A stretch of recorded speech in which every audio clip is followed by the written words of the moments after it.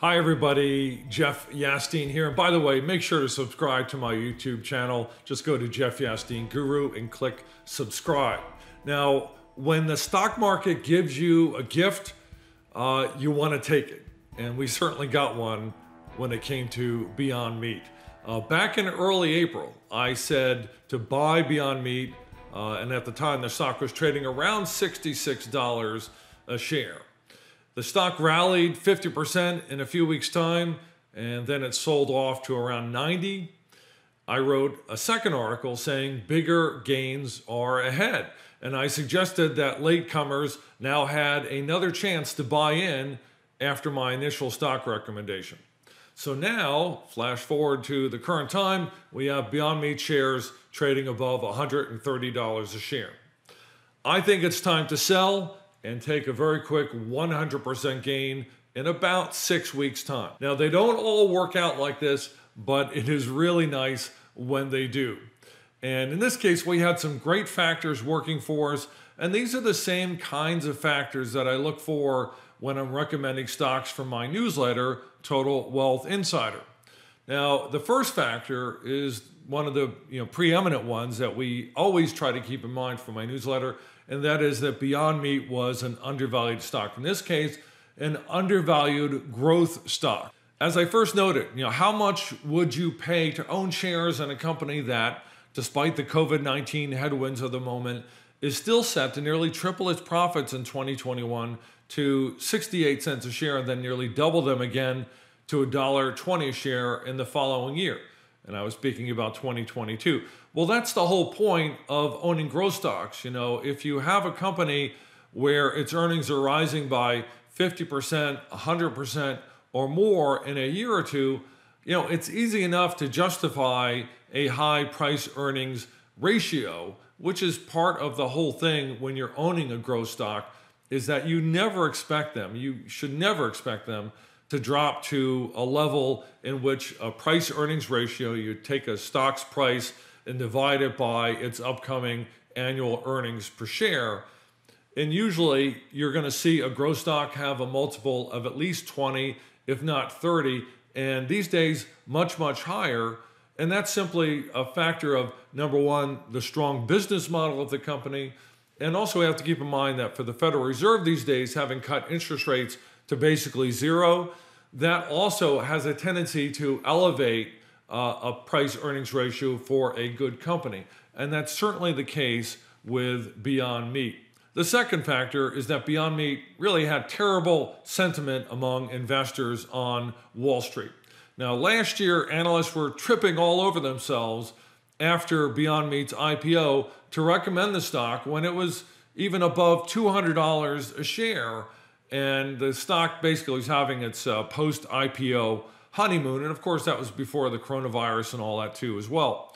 Back then, I warned that the stock, Beyond Meat, was too high to be sustainable. And I think there were competition worries too at the time. And of course, what happened? In basically the months after August, when the stock peaked out, the stock fell and fell and fell.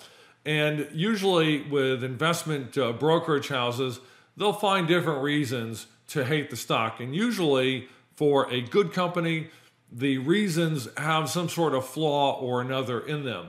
Now, in Beyond Meat's case, it was Goldman Sachs that rated the stock a sell, and in fact gave the stock a price target of like $39 a share, which is about 50% below where the stock was trading when Goldman Sachs said all this, which was in late March.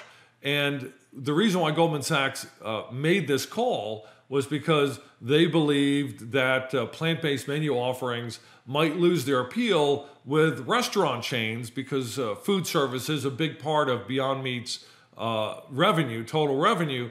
But they thought that restaurant chains might lose their appetite to buy Beyond Meat's products simply because restaurant chains were struggling, or it was thought that they might struggle to survive at the time. So of course you can guess what happened after that.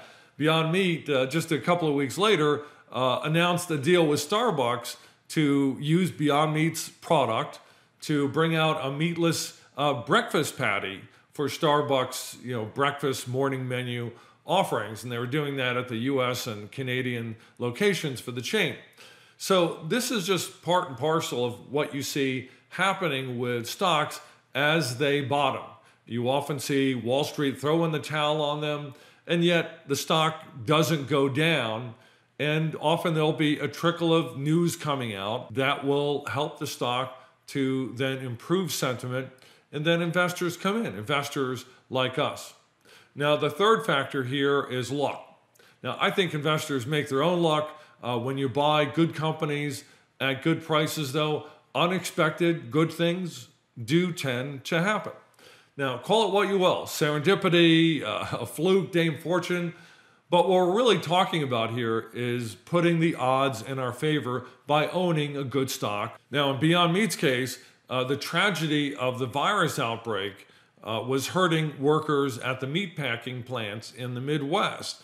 And as those plants began to shut down, of course, it raised fears of a meat shortage in the US. And of course, that also vastly strengthened the business case for sellers of plant-based meatless products. Those business models, of course, look even better than they already did. So while there are plenty of big food companies out there that are now selling, Me Too knockoffs with their own sort of meatless protein products, Beyond Meat remains the only pure play in this category that's publicly held. And so as the meat shortage began to make the news headlines, that was all traders needed to move in on the stock and boost it to its current price within just a handful of days. So where do we go from here? Certainly you could look to hold the shares, hoping that Beyond Meat's stock could go even higher. So yes, you could do that, but the stock has just come very far, very quickly. It went from hated and cheap to loved and expensive in basically a couple months' time. So one of the things when you're looking to invest or let's say speculate is that you want to look for stocks where sentiment is bad, but there's good things underneath the stock. There's good things in the business model of the stock, and you can only do that through research such as what I do for my newsletter, Total Wealth Insider. And we saw that with Beyond Meat. But when you get these sort of really quick windfall gains, it's not a bad idea to go ahead and sell at least part of your position and then let the rest ride.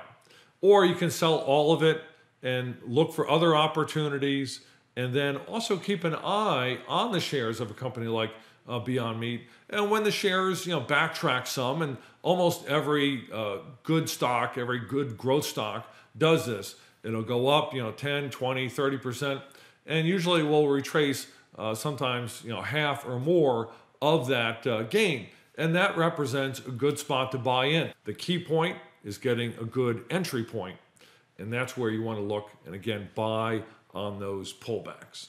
And I think we're going to get one soon coming with Beyond Meat. Now let's keep our eye on the stock. In the meantime, we got a huge stock market rally going on today, which is Monday afternoon, and so there's more opportunities to buy because there's a whole other set of companies out there that have yet to participate in the unfolding rally that we're seeing on Wall Street. You have a lot of leisure companies, airlines, hotels, cruise lines, restaurants, retailers. Most of those have not participated in the rally that we've seen since late March. It's another area to look at, and I'll continue to look at it and find more good stocks for us. I'm Jeff Yasteen, wishing you the best of good buys.